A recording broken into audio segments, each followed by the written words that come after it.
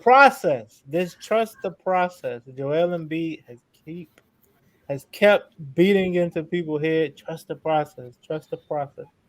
Is it a failed experiment, or, or is there still hope? We're gonna start with And, you.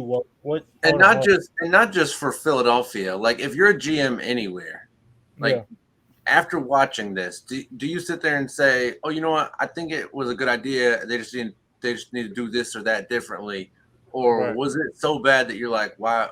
We'll never do that. That's crazy." We're gonna start with you, Walt. Go ahead. I mean, honestly, I can't say it's a failed experiment. I mean, honestly, Joel Embiid has performed when he's been healthy. I mean, honestly, his only issue has been his health. But honestly, well, I shouldn't say that's his only issue. That's one of the main issues is his health, and honestly, just pretty much just trying to get him a consistent running mate. Um, honestly, his last two companions, Ben Simmons hasn't really didn't really show up. Everybody really got on him, of course. With his performance in the playoffs, with not passing up the open layup, I should say. So, it's pretty much he hasn't been right since. And then they bring in James Harden this year. They thought that was supposed to be the next Kobe and Shaq. Everybody was saying, but we see how that went out. James Harden, showed up, then showed up, didn't show up. Then he had one good game in the playoffs. Everybody thought he was coming back. With that 33-point game, which John was not happy about. But I mean, at the end of the day, I mean, you can't really say it's Joel Embiid's fault. With trusting the process. Like I said, there's been a lot of things that's been going wrong in Philadelphia with, like I said, just health, coaching. Well, you can't really say coaching because, no, they say Doc Rivers has been slacking a little bit on the coaching side, but it's just like I said, there's been a lot of things that's been building up to, what them not, showing up in the playoffs like how they're supposed to. So honestly, I mean, you can't put it all on Embiid. So I feel like it's not a failed experiment. It's just you have to put the right pieces around him, or he needs another solid star, I should say, which he had in Jimmy Butler, but they wanted to give Jimmy Butler up for I guess Tobias and pay Tobias and not pay Jimmy Butler. I guess that's insider, I guess, but whatever. But Yeah.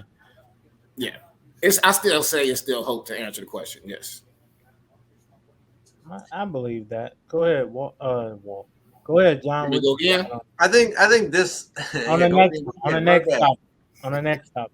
I think this one was a failed experiment, but could it have turned out better? I think there's hope that it could have turned out better, but they had 6 straight years of just garbage basketball, and 4 or 5 of those were below 20 win seasons for to never get past the conference semis, right?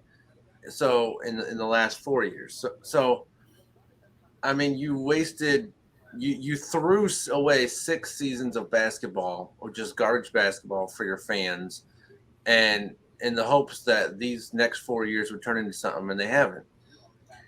The True. thing is, you're taking such a huge guess on draft picks every year, and you still got maybe 1.5 right with Embiid and Simmons. I mean, they got so many wrong, and so like you have to get all your draft picks right. You have Didn't to they not draft all of Maxi them, too? huh? Didn't they draft Maxi too?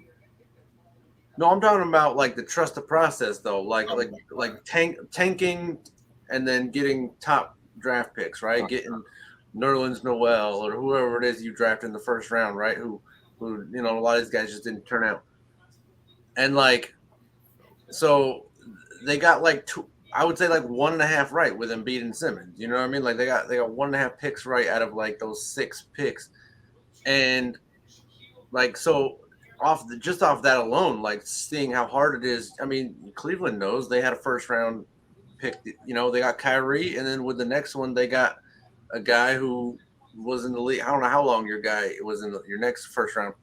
Your number one pick was in the league. Um, yeah, the big man. But so like just because of that, it's so hard. Like just to guess, you know what I mean? Sure, you can see Zion and be like, yeah, he's the next guy or whatever, but those don't come along.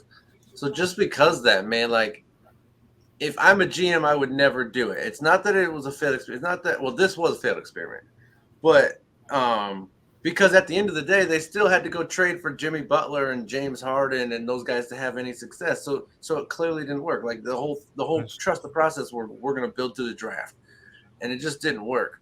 So yeah, if I'm a GM, I'm not, and I'm an owner or anything like that. I'm not throwing away 6 years of my, just making my fans watch garbage for 6 years in the hopes that we get six nice draft picks. That's crazy. You can call it garbage years, but at the end of the day, like I said, they had a lot of injuries. You know what I'm saying throughout those years of them having that garbage playing time. So I mean that's what I'm saying is you can fault I guess MB, but at the end of the day, you got to fault the GMs No, I'm too. talking about the 6 years before Embiid, Okay. like when they were tanking to. I'm talking about when they were tanking to get Embiid. Like they tanked for like 6 straight years, right? They were on like it wasn't injuries. It was we're tanking so we can get whoever the top picks are every year, and it just so you forced your fans to watch garbage basketball. What's that Birdbox or whatever on Netflix where like they're forcing people's eyes open to Yeah. and like they're going crazy. Yeah, they forced them. They're like, watch this. They put it on TV every day. It forced the fans to watch it, and then in the end, it just turned out it didn't work out. But so petty. Okay. See what you're saying. Go ahead, Nico. Um, I honestly think I gotta agree with John. Because it ain't. What have you? I mean, you had some success in the playoffs, but you haven't really made it out the second round. Even even with Jimmy Butler, Kawhi Leonard, the shot heard around the world that bounced around on the rim 12 times before it went in. That was probably your best chance, and you haven't really did anything after. I agree. They shouldn't have let Jimmy go because I think now that they see hindsight 2020, it's like maybe we should have kept him and Joel Embiid. Because he's he's a culture setter.